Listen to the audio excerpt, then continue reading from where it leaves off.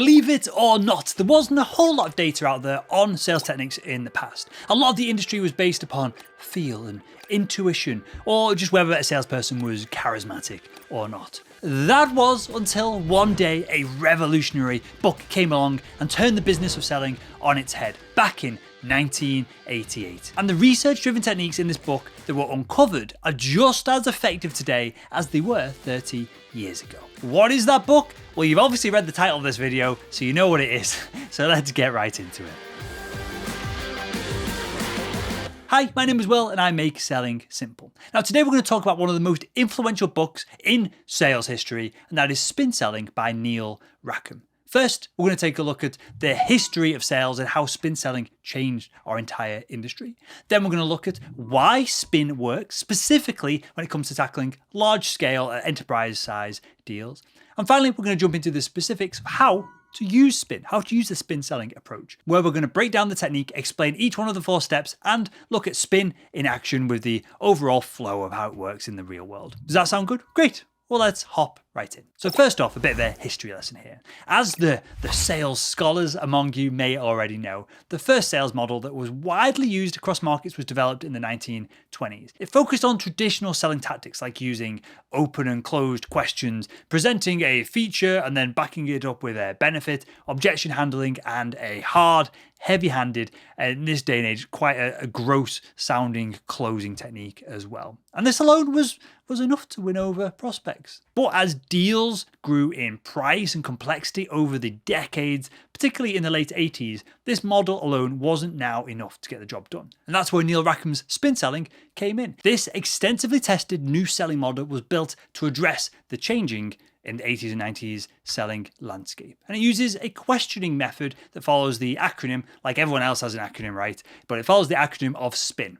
S is for situation, P is for problem, I is for implications, and N is for need, payoff, which I think is a little bit of a cheat here, but yeah, N is for need, payoff, just to get that SPIN acronym in there. Now we're going to get into the specifics of all of it in a second, but first, let's take a look at why the heck spin as a process even works. So when it comes to the larger complex sales of B2B business today, there are 4 main differences that sales reps like you and I need to compensate for. First off, longer sales cycles. So whilst small sales cycles can be handled with a simple phone call, more modern complex sales require, and I'm speaking to the converted here, I'm sure, many calls, emails, touch points, contracts going back and forth, often with different stakeholders, might be over the course of weeks, months, or in some instances, even years. Second, we've got larger commitments. So small sales, if it's under kind of a few $1,000s, don't require a lot of commitments due to the smaller price tag. But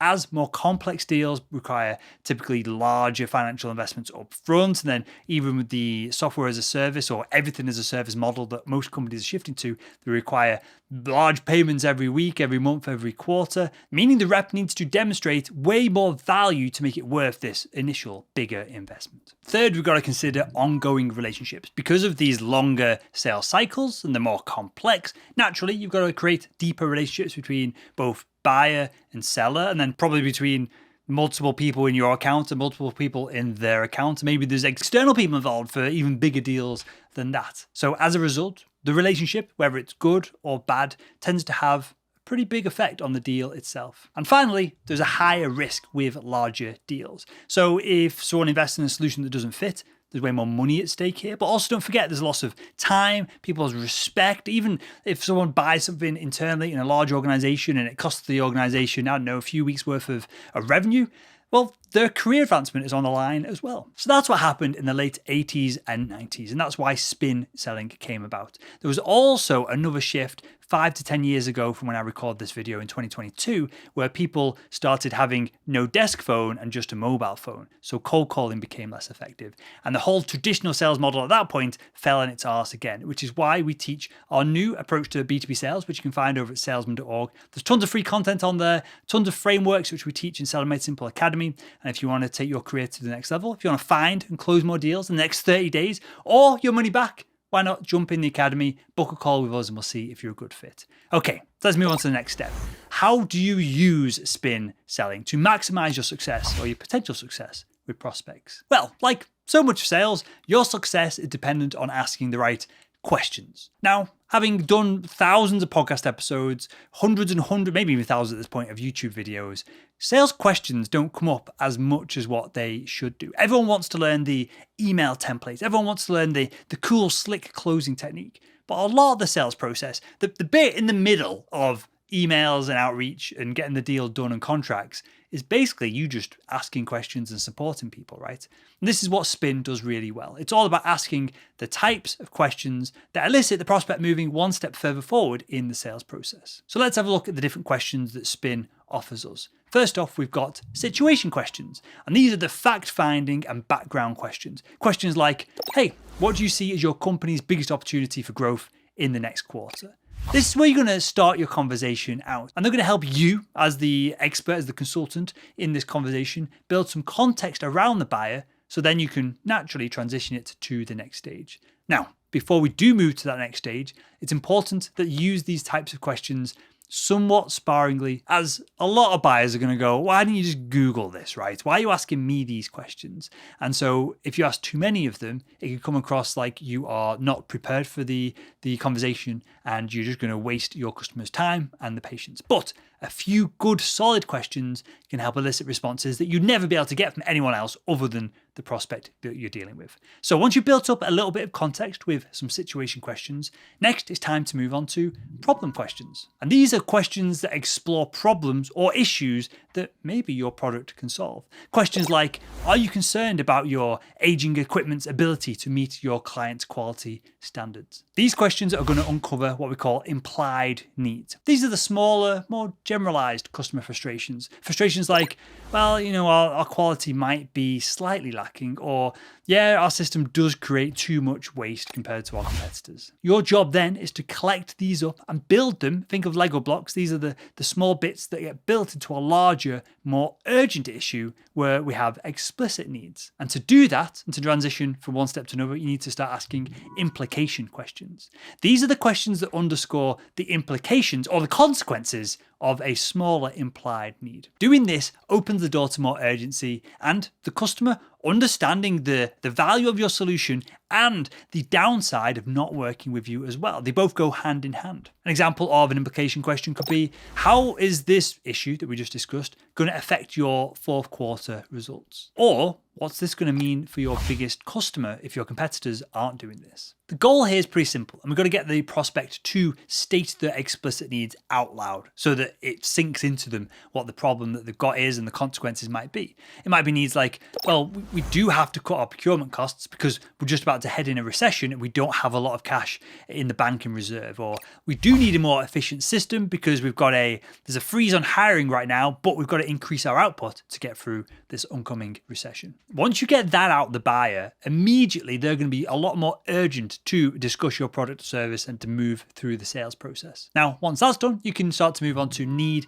payoff questions. These are questions that lead subtly, I like to use the word nudge, the customer to link your benefits to their problem. So for example, you might ask, hey, well, how useful would it be if we could increase your output by 10% without any increase in staffing costs? Or how would being able to reduce errors in your system help you in right now, today, and also 90 days from now? And when you ask the right question at this point, you get the buyer to make a connection between where they are right now, where they can be, and the fact that you can take them from one side to the other. Inside Selling Made Simple Academy, we call this finding the buyer's current reality, understanding their future desired reality, and then using the reality bridge, which is a series of questions to get them from one side to the other. If the buyer goes, I understand, I see that you can help me get from here to here, you're no longer selling this product has this button that does this thing. You're selling, if I spend X with you today, I'm going to have some time to myself. I'll be able to go on my holiday. I'll be able to see my kids early from school or whatever it is, because you're going to make them more efficient. And so that all becomes a lot more motivating for the buyer to take action. And there's now a lot more urgency, and they're less likely to ghost you in the future as well. So with all that said, there's some example of the questions. That's SPIN, the acronym broken down. Let's tie it all together and look at how SPIN works in action so that we can better understand how all these questions might flow together. So this is what a typical spin selling question cycle might look like. The seller asks a situation question to gather context around the buyer. Then that leads to problem questions that help the buyer uncover implied needs. Then the seller develops those implied needs using implication questions to highlight the impact of the problem that they're facing. And then thanks to the impact becoming really clear in the buyer's mind, the buyer is going to shift from implicit needs to explicit needs, and then the seller can respond to those explicit needs with a need payoff question, which finally lets the buyer identify why the benefit that you're pitching in your product is going to help them have success. And as you can see, each of these questions do flow nicely into each other, and each question when asked in the specific order of spin, well, it opens up to the door to the next set of questions really naturally and organically as well. This open flow makes the transition through the sales cycle seamless, natural, and just less cringy than when you're asking questions like, are you the decision maker, that makes everyone just like a little bit sick in the mouth when they hear it. And so that is spin selling in a nutshell. So to wrap up, a lot has changed over the past century in the world of B2B selling. And whilst the first widely used model worked for the first part of the 20th century, larger deals when the corporate world came online, with advances like the internet and being able to phone internationally, all this kind of stuff, it led to bigger deal sizes, and that demanded a new way of selling. And that's where spin selling came into the picture. This research-based model addressed the qualities of a changing industry, like a longer sales cycle, greater commitment, an ongoing relationship with reps, and a higher risk factor. And then they took all this data and created the spin selling approach, where you're going to ask situation questions, you're then going to ask a problem question to uncover the implied need. You're going to ask implication questions that underscore a problem's significance and create urgency around it. And then finally, need payoff questions so that you can get the buyer to identify the real benefits of your solution and tie it with the future reality that they want to live in. And spin might have been written in the 80s, and I don't really think it's ever been updated since. I've got a copy somewhere in the office. It's usually on the table over there. And it reads like a book that was written 40 years ago as well. But the lessons are pretty timeless. And when you incorporate this process into your 2022 selling game, you're bound to see results that are just as enduring as well. So there we go. I hope you enjoyed this video. If you did, why not click the video that's on the screen right now and continue making selling simple.